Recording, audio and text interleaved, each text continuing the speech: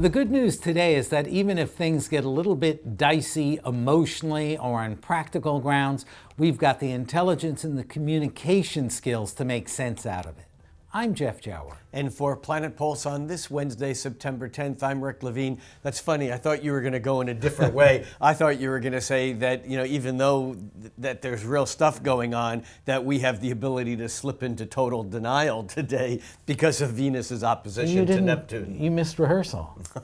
Well, I'm working off of a different script. All right. But what is interesting is it's not a conflict. There is conflict, but it's the diversion, the difference of how intense one side of the equation is, not only with the moon in Aries, but that moon in Aries is making some hard aspects.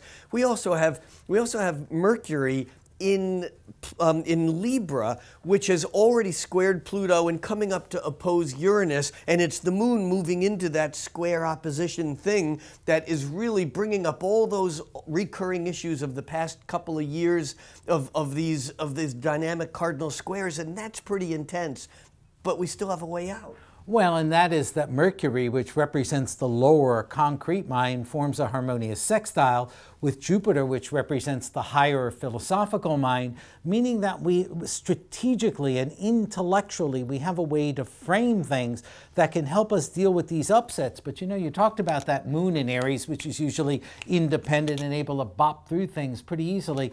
Without regards for any facts or anyone else. Anything else, that's right. However, there's a hypersensitive Venus-Neptune opposition today that sort of contrasts the rough cowboy energy of that moon in Aries with the super vulnerability. Yeah, and I think that super vulnerability also works in one of two ways. On one hand, it's exactly as you described, receptive and vulnerable to every little nuance and feeling and emotion.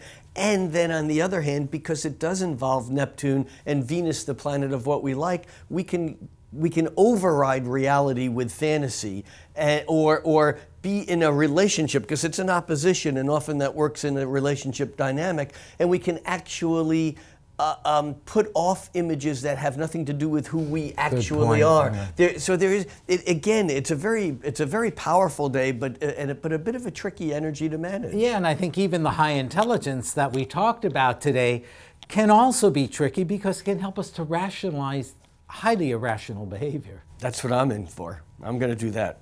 I'm Rick Levine. And for Planet Pulse, I'm Jeff Jower.